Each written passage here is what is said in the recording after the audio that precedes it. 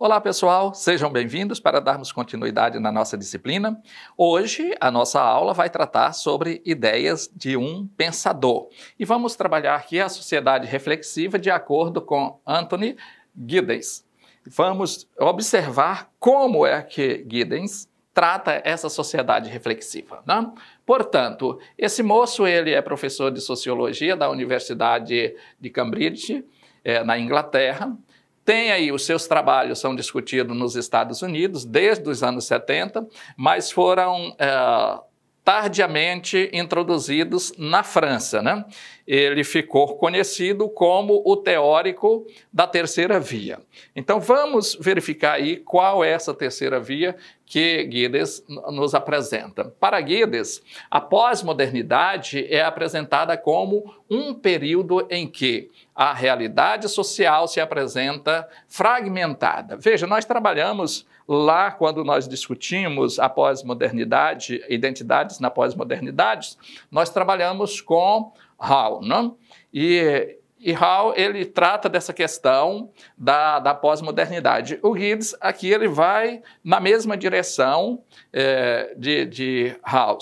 Para entendermos essas novas tendências, precisamos distinguir as diferenças entre sociedade tradicional, a modernidade, do que atualmente pode ser considerado como a pós-modernidade. Então, fazer essa distinção entre as sociedades tradicionais e a sociedade da modernidade para podermos compreender esse contexto que eles vêm chamando de pós-modernidade. Veja que, para House, ele afirma que as sociedades modernas são sociedades de mudança constante, rápida e permanente, ou seja, são mudanças constantes, essas mudanças ocorrem de forma rápida e essas mudanças permanecem. Para ele, essa é a principal distinção entre a sociedade tradicional e a sociedade moderna.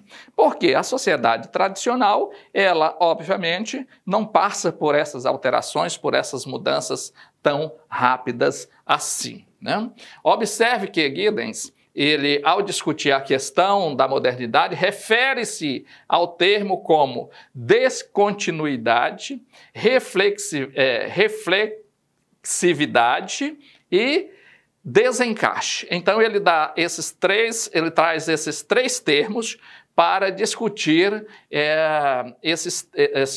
essa questão da modernidade. A descontinuidade, reflexividade e bem como a questão do desencaixe, para, de modo geral, situar a relação espaço e tempo. Então ele usa os três termos, descontinuidade, desencaixe, reflexividade, para dar essa relação e situar-nos nesse contexto de espaço-tempo, o espaço geográfico e o tempo a que estamos nos referindo. Veja que a realidade é fragmentada, não podemos percebê-la a partir de modelos totalizantes. Não existem modelos que sirvam para toda a humanidade.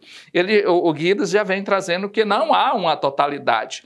Essa sociedade, ele vai dizer que é uma sociedade fragmentada porque não tem sociedades iguais. Cada sociedade tem a sua forma de agir, tem as suas práticas culturais, tem a sua forma de fé, portanto, ele vai dizer que não são totalizantes. Não pode-se usar o termo de forma totalizante para toda a humanidade. A característica principal da sociedade pós-moderna é a diferença. E aí sim ele já chama para a questão da pós-modernidade, dizendo que são as diferenças que se torna a característica principal para a discussão do seu pensamento de pós-modernidade. Veja aqui como ele trata o desencaixe. Ele diz que é o deslocamento das relações sociais do contexto local à sua combinação através de distâncias interminadas do espaço-tempo, né? Então ele vai dizer que esses desencaixes são essas questões que se deslocam nessas relações que se estabelecem nesse contexto de espaço-tempo. E aí ele vai discutir bem essa questão da globalização também das tecnologias dentro desse contexto, o papel das tecnologias dentro desse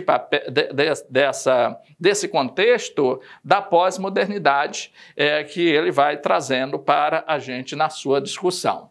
Observa-se aí que Giddens, ele traz esse contexto que não se pode mais pensar no poder das instituições como tradicionais ou até mesmo como estáticas.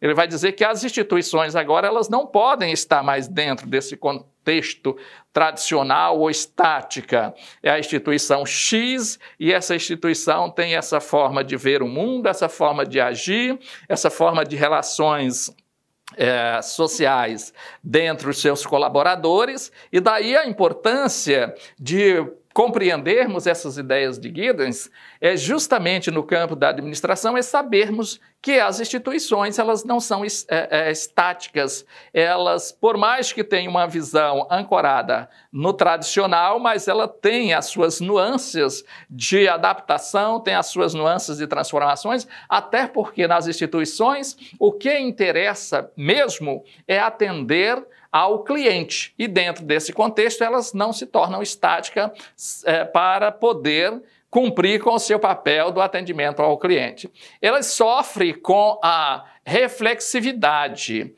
constante, veja, com a possibilidade de convivência com as diversas formas de vida, é uma realidade por meio do poder da informação trazido pelas facilidades das comunicações. Ele vai dizer que essas instituições, aí ele utiliza o termo da reflexividade, que mesmo dentro de um contexto do que seria tradicional, mas nessa terceira via, que é a pós-modernidade, as instituições estão sempre refletindo sobre o seu papel, sobre a sua forma de ver o mundo, sobre a sua forma de permanecer, e aí eu falo, permanecer no mercado, né?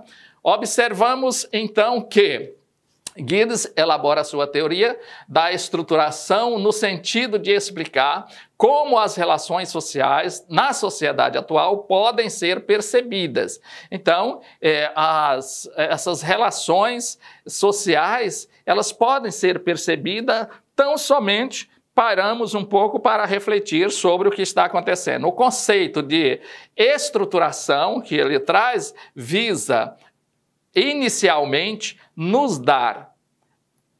fazer aprender as estruturas sociais sobre o ângulo do movimento. Então, aprender como funcionam as estruturas sociais dentro do ângulo do movimento. Esse movimento que ele se refere são as transformações que vão ocorrendo na sociedade e, evidentemente, nas relações sociais. Vamos ainda que Giddens vê como competência dos atores consciência prática e consciência discursiva. O que ele vai chamar de consciência prática? A consciência prática, segundo Giddens, é tudo o que os atores, ou seja, os sujeitos, podem expressar de maneira verbal, oral ou escrita. Então é o que se produz, é ciência também. Tudo o que se pode fazer na expressão da oralidade ou como de forma escrita, Giddens vai dizer que esta é a consciência prática. E aí, a consciência discursiva, o que seria? Tudo que os atores conhecem de maneira tácita, tudo o que eles sabem fazer na vida social sem poder expressá-lo diretamente, de maneira discursiva e estar ligado com as noções de rotina. Então vejam que é tudo aquilo, ele vai dizer que essa discursiva são essas questões que os atores, eu não gosto muito desse ator, mas o Giddens está trabalhando com o termo atores, né? Eu, como historiador também, eu prefiro falar sobre os sujeitos, né? Porque os sujeitos atores só encenam, mas o sujeito ele é permanente, porque trata-se da identidade individual, né? E nós, na vida real, nós não encenamos, nós temos uma vida concreta. A abstração, quando se trata de atores, fica muito no campo da abstração. Não estou fazendo uma crítica a Giddens, estou fazendo uma reflexão simplesmente sobre o termo de atores, né? Mas o que ele vai colocar é justamente isso. Aquilo que os indivíduos sabem fazer na vida social sem poder expressá-lo. Sei fazer, mas não posso expressá-lo diretamente de maneira discursiva. Portanto, está ligada às noções da rotina, do dia a dia, daquilo que se faz no dia a dia. Giddens procura mostrar que as pessoas, em geral, têm uma percepção do mundo e da realidade em que estão inseridos. Na realidade, ele vai dizer, olha, o sujeito, ele tem uma forma de perceber o mundo. Muito embora pode que haja diferenças em relação à minha visão de mundo, porque a minha visão de mundo depende das minhas relações sociais, das minhas relações com o conhecimento, de minhas relações com as práticas culturais.